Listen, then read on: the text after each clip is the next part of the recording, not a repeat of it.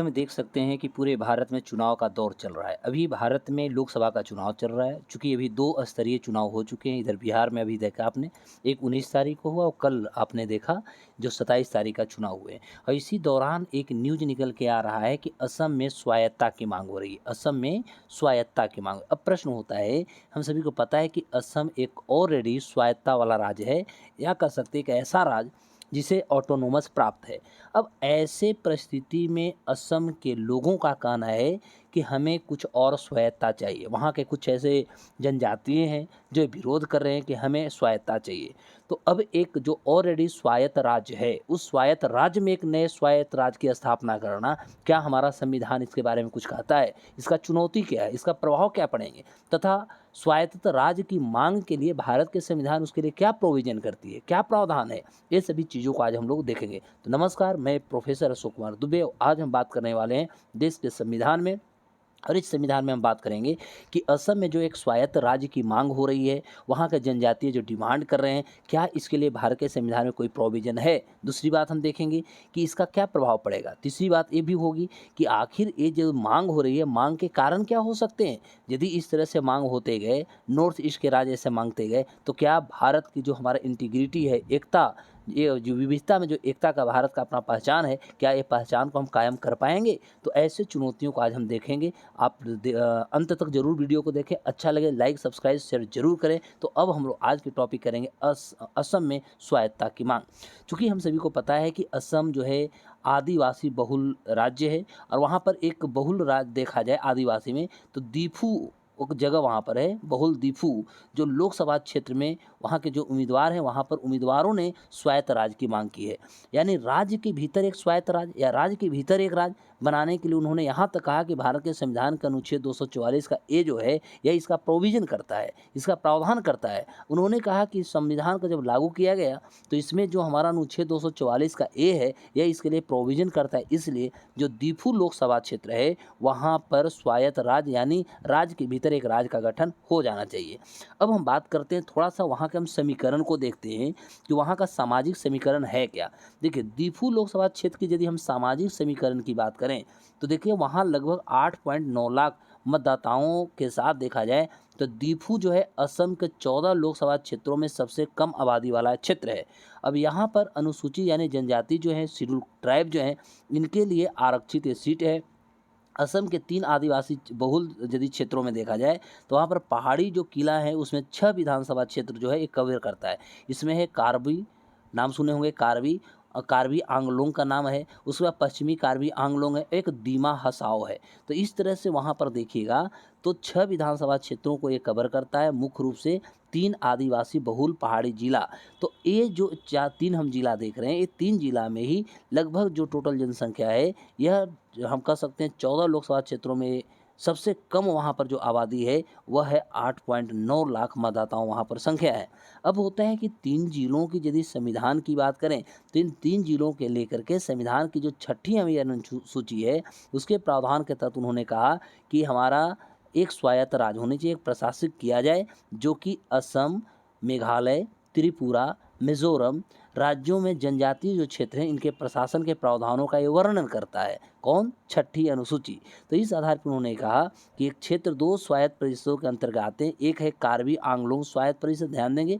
एक है कार्बी आंगलोंग स्वायत्त परिषद, और दूसरा जो है वो है उत्तरी कछार हिल्स स्वायत्त परिषद। तो उन्होंने इस चीज़ों की बात रख रहे हैं। सीट पर यदि हम बात करते हैं, तो सीट पर मतदाता विभिन्न समुदायों से आते हैं, जैसे कार्बी से आते हैं, राज्य की तीसरी सबसे बड़ी जनजाति इसको माना जाता है। फिर दिमासा है, उसके बाद हमार है, कुर्की, रेगमा, नागा, ज़ेमे नागमा, बोडो, गारो, असमिया, बंगाली, बिहारी, गोरखा। इस तरह के यहाँ पर देखा जाए तो अनेकों अनेक प्रकार के वहाँ का समुदाय हैं। अब इस समुदायों में देखा जाए तो लगभग हम इस सीट का प्रतिनिधित्व देखते हैं, तो लगभग आप देखिएगा तो 1977 से मैं बात कर रहा हूँ, 1977 से इस सीट का जो प्रतिनिधित्व कर रहा है, वह कार्बी समुदाय के सदस्यों द्वारा यह 1977 से ही यहाँ का प्रतिनिधित्व किया जा रहा है। अब हम बात करेंगे कि संविधान का अनुच्छेद जो 244 का ए का जो प्रावधान की गई है, आखिर इसके आधार पर जो है स्वायत्त राज्य के अंदर जो राज्य की मांग कर रहे हैं, आखिर ये क्या कहता है? तो संविधान के अनुच्छेद 244 का ए देखिएगा तो ये 22वां संविधान संशोधन जो 1969 में हुआ था, इसके द्वारा इसे कह सकते हैं सम्मिलित की गई। इसमें कहा गया है कि संसद को असम राज्य के भीतर एक स्वायत्त राज्य बनाने का, उसे अधिनियम पारित करने का सक्षम बनाता है। अर्थात कह सकते हैं कि जो हमारा 22वां संविधान संशोधन 1969 में आया, जिसके अंतर्गत अनुच्छेद 244 का ए जोड़ी गई, इसमें यह प्रावधान की गई है कि असम राज्य के भीतर एक स्वायत्त राज्य बनाया जा सकता है और इसी चीज़ को लेकर के वहाँ के जो बहुल आदिवासी समुदाय है वह इसकी मांग कर रहा है। अब इस स्वायत्त राज्य की अपनी विधानमंडल, साथ ही साथ अपने मंत्रिपरिषद या दोनों हो सकता है, अकॉर्डिंग टू यदि देखा जाए तो संविधान के अनुच्छेद 244 का ए इसके लिए प्रावधान करती है। अब छठी अनुसूची के अंतर्गत देखते हैं हम, तो स्वायत्त जो परिषद है इन आदिवासी क्षेत्रों के अधिक विकेंद्रीकृत शासन के लिए प्रतिनिधियों को चुना है, लेकिन उनके पास देखा जाए तो सीमित विधायी शक्तियां हैं, जैसे कानून व्यवस्था पर उनका नियंत्रण नहीं है और उनके पास केवल देखा जाए तो सीमित वित्तीय शक्तियां ही प्राप्त है। तो इसको लेकर के भी कहीं ना कहीं बीच बीच में वहाँ पर अड़चने आ जाती है। स्वायत्त की मांग का आखिर प्रभाव क्या होगा? यदि हम मांग की बात करें या प्रभाव की बात करें, इसका क्या हो सकता है? तो देखिएगा 1950 के दीदी दौर में देखेंगे तो वहाँ पर स्वायत्तता की जो मांग थी उसको लेकर के, जब उस समय जो असम जो था अविभाजित था, तो अविभाजित तो असम के पहाड़ी इलाकों में एक अलग पहाड़ी राज्य की मांग किया जा रहा था और इसको लेकर बहुत बड़ी बड़ी आंदोलन भी किए गए। तो इस आंदोलन के परिणाम स्वरूप हम कह सकते हैं कि लगभग 1972 की बात है कि मेघालय को पूर्ण राज्य का यहाँ से दर्जा मिल जाता है, यानी असम से कट करके मेघालय जो है 1972 में एक पूर्ण राज्य बन जाता है।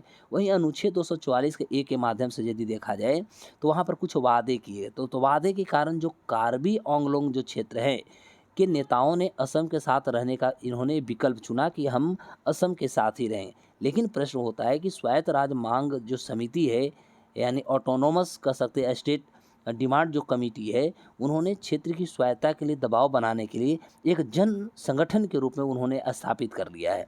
अब इसका परिणाम ये देख सकते हैं कि जो पूर्ववर्ती स्वायत्त जिला लोकसभा जो सीट है, उसका कहना है कि वहाँ के जो प्रतिनिधि 1991 से 98 तक देखा जाए तो एएसडीसी ने किया था, लेकिन पिछले कुछ वर्षों में यदि देखें जो अनुच्छेद 244 का ए के अंतर्गत या उसके जो कार्यान्वयन है, उसकी मांग ने भी एक सशस्त्र विद्रोह का कहीं ना कहीं वहाँ पर रूप ले लिया है। तो दिल्ली और गुवाहाटी मिंटू से हम टॉकिंग असम, तो कहता है कि दिल्ली और गुवाहाटी जो है उसमें भाजपा का जो है नेतृत्व वाली सरकार कार्बी और दिमासा सहित आतंकवादी समूहों के साथ कई शांति समझौता पर इन्होंने हस्ताक्षर भी कर रखे हैं। बहुत बार अभी भी आपने देखा होगा कि असम के एक जो उग्रवादी दल था उसे भारतीय गृह मंत्री जो थे उनके साथ समझौता भी की उन्होंने, लेकिन वो भी गुट जो है दो भागों में टूटा हुआ है।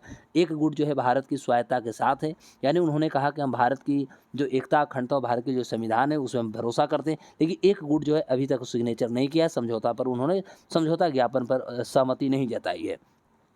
तो वर्ष 2021 में यदि देखते हैं आप, तो कारगी जो आंगलोंग है वहाँ पर 5 उग्रवादी समूह, जैसे कार्बी पीपुल्स लिबरेशन टाइगर्स, ध्यान देंगे कार्बी पीपुल्स लिबरेशन टाइगर, उसके बाद देखेंगे people democratic council of Karbi Longri NC hills liberation front, फिर वहाँ पर कुकी लिबरेशन फ्रंट और यूनाइटेड पीपुल लिबरेशन आर्मी के साथ एक शांति समझौता हुआ, जिसके तहत ये कहा गया है कि अधिक स्वायत्तता और 5 वर्षों में लगभग 1000 करोड़ रुपए के विशेष विकास पैकेज दिया गया है। क्योंकि आपको पता है कि स्पेशल स्टेटस का जो कॉन्सेप्ट था वो डी आर गॉडगिल की अध्यक्षता में बनाई गई थी, लेकिन आप देखेंगे तो अभी तत्काल हमारे यहाँ स्पेशल राज्य की जो स्वायत्तता था या स्पेशल राज्य का जो स्टेटस था, ये कॉन्सेप्ट को ऑलरेडी ख़त्म किया गया। जब श्री रंगराजन कमेटी जब बना तो श्री रंगराजन कमेटी ने इसे ख़त्म कर दिया और ख़त्म करने के बाद इसके स्थान पर स्पेशल स्टेटस जो हमारा राज्य का था उसकी जगह स्पेशल पैकेज का घोषणा कर दिया जा चुका है। तो 2023 में इसी तर्ज पर दिमासा जो नेशनल लिबरेशन आर्मी थे उनके साथ एक समझौता पर हस्ताक्षर भी किया गया। तो शांति समझौते पर हस्ताक्षर जो हुई वो अनुच्छेद 244 के एक के आसपास की गई। तो इसमें चर्चाओं पर प्रकाश डालने के लिए या आगे जो पर्दा डालने में कहीं न कहीं सरकार सफल नहीं हो पाई है। तो आने वाले समय में इस पे बात होगी, क्योंकि अब जिस तरह से वहाँ पर डिमांड हो रहे हैं कि अनुच्छेद 244 के तहत हमें एक स्वायत्त चाहिए, या कह सकते हैं कि असम के अंदर एक और हमें राज्य चाहिए, तो ये कहीं न कहीं देश की इंटीग्रिटी और देश की जो सुरक्षा हमारा है, एजेंसियाँ जो हैं उस पर भी कहीं न कहीं प्रश्न होना शुरू हो जाएगा। और कहीं न कहीं हम कह सकते हैं इंटरनल और एक्सटर्नल जो हमारा सिक्योरिटी इंटीग्रिटी का मामला होता है, ये भी एक चुनौती कहीं न कहीं बनेगा। यही कारण हो सकता है कि अभी जो असम में एक स्वायत्तता की माँग हो रही है, एक स्वायत्त राज्य की जो माँग हो रही है, राज्य के अंदर यह हमारे लिए एक चुनौती होगी। तो आने वाले समय में सरकार इस पे बात करेगी। कैसा लगा आप लोग हमें कमेंट सेक्शन में ज़रूर बताएँ। फिर इसी तरह हम नए एपिसोड के साथ आपके साथ हाज़िर होंगे। तब तक के लिए